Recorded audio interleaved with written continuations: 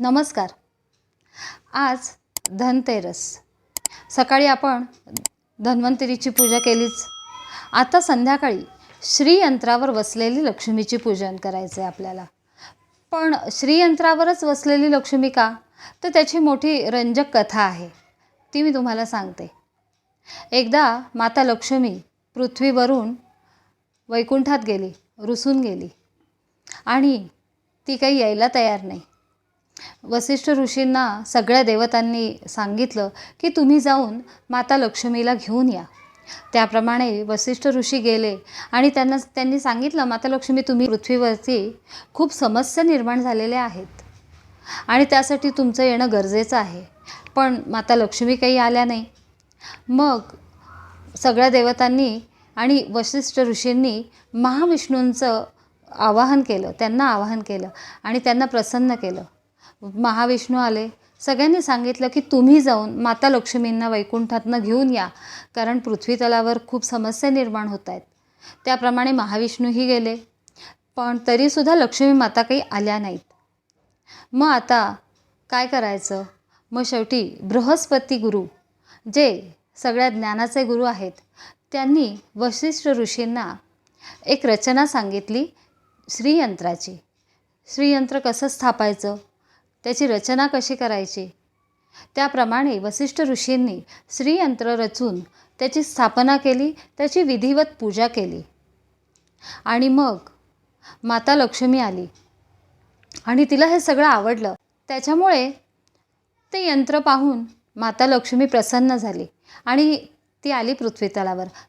माता म्हणाली की ह्या श्रीयंत्राच्या प्रयोगामुळे प्रभावित झाली आहे. तर ज्या घरात असं श्रीयंत्र असेल त्या घरामध्ये माझा अखंड वास राहील आणि त्यांच्यावर माझी कृपा राहील. हा मी सगळ्या पृथ्वीतलावरच्या लोकांना आशीर्वाद देते, असं म्हणून तिने आशीर्वाद दिला. आणि हाच तो दिवस म्हणजेच धनत्रयोदशीचा दिवस, जेव्हा वसिष्ठ ऋषींनी श्रीयंत्राची स्थापना केली. आणि म्हणून आजच्या दिवशी, धन्वंतरीच्या दिवशी, श्रीयंत्राची पूजा आपण केली पाहिजे आणि म्हणून त्याला महत्त्व आहे. आज तुम्हाला काय करायचं आहे? आजचा मुहूर्त आहे संध्याकाळी 6:15 ते 8:15. तर या मुहूर्तामध्ये आपल्या घरात जर समजा तुमच्याकडे श्रीयंत्र असेल किंवा लक्ष्मीची प्रतिमा असेल किंवा कुठले दागिने जे असतील तर ते सगळे तुम्ही घ्यायचे आहेत. तुमचं काही बिझनेस म्हणजे आजकाल आपण लॅपटॉप, मोबाईल वगैरे वापरतो बिझनेससाठी, तर ते तुम्ही ठेवायचे, त्याची विधिवत पूजा करायची. तर ह्या पूजेत न विसरता धणे आणि गुळाचा वापर करायचा आहे बरं का. म्हणजे आपण जेव्हा सगळं मांडू तेव्हा धणे आणि गूळ हे तुम्ही त्या सगळ्या जे काही आभूषणं असतील, आपली लक्ष्मीची प्रतिमा असेल त्याच्यावर तुम्ही व्हायचं आहे. धणे का? तर धण्याचं बीज हे असं आहे जे पटकन वाढतं आणि खूप पटीने वाढतं. म्हणून ह्या दिवशी धणे आणि गुळालाही खूप महत्त्व दिलं गेलेलं आहे.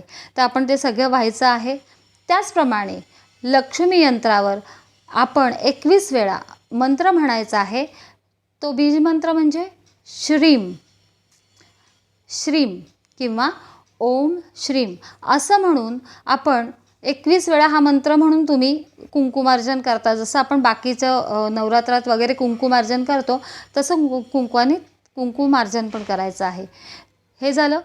त्याचप्रमाणे ह्या दिवशी नैवेद्य दाखवताना धणे आणि गुळाचाच नैवेद्य दाखवायचा आहे आणि तोच नैवेद्य आपल्या घरातल्यांना सगळ्यांना द्यायचा आहे. अशी ही धन्वंतरीची कथा. त्याच्यानंतर म्हणजे साधारण 8:15 नंतर 8:30ला तुम्ही आपल्याला यमदीपदानही करायचं आहे. तर ह्या दिवसाला यमदीपदानही केलं जातं. यमदीपदान ह्याच्यासाठी की यमराज हा राजा, त्याचा मुलगा अल्पायुषी असतो आणि या राजकुमाराचं लग्न झाल्यानंतर त्याची जी राजकुमारी असते तिला हे कळतं की आजच्या दिवशी आपल्या नवऱ्याचा मृत्यू होणार आहे. तर राजकुमारी काय करते, त्या रात्री राजकुमाराला झोपू देत नाही आणि त्याच्या कडेनी हिरे, माणिक, सगळं धन आणि तसंच सगळ्या बाजूनी दीप प्रज्वलित करते की जेणेकरून यम आल्यानंतर त्याला आपला नवरा दिसला नाही पाहिजे. आणि यम येतो. यम हा सर्प रूपाने तिथं प्रकट होतो आणि तो आल्यानंतर त्याचे डोळे इतके दिपून जातात हे सगळं बघून की तो परत जातो. राजकुमाराचा मृत्यू अशा प्रकारे टळला जातो. आणि म्हणून ह्या दिवशी आपल्याला आता काय करायचं आहे की तुम्हाला संध्याकाळी म्हणजे साधारण 8:30 नंतर कणकेचा जो दिवा असतो त्याच्यात थोडीशी हळद घालून कणकेचा एक दिवा करायचा आहे आणि दक्षिणेला बाहेरच्या साईडला म्हणजे उंबऱ्याच्या बाहेर आपल्याला तो ठेवायचा आहे. तर असा हा दिवस की ज्या दिवशी 3 देवतांचं आपण पूजन करतो, धन्वंतरी, लक्ष्मी आणि यम. अशा हा आजचा दिवस आपला खूप छान आहे. तो सगळ्यांना चांगला जावो आणि सगळ्यांना आरोग्यही उत्तम राहो, सगळ्यांच्या घरात भरभराटी हो, अशीच मी स्वामींच्या चरणी प्रार्थना करील. आणि हा माझा आता इथं व्हिडिओ संपवते आहे. परत भेटू उद्याच्या व्हिडिओमध्ये, कारण लक्ष्मीपूजन आलेलं आहे 12 तारखेला आणि त्याची पण काय आपल्याला करायचं आहे लक्ष्मीपूजनाच्या दिवशी तर तेही मी तुम्हाला सांगणार आहे. त्याच्यामुळे उद्या परत भेटू. तोपर्यंत धन्यवाद. स्वामी ओम.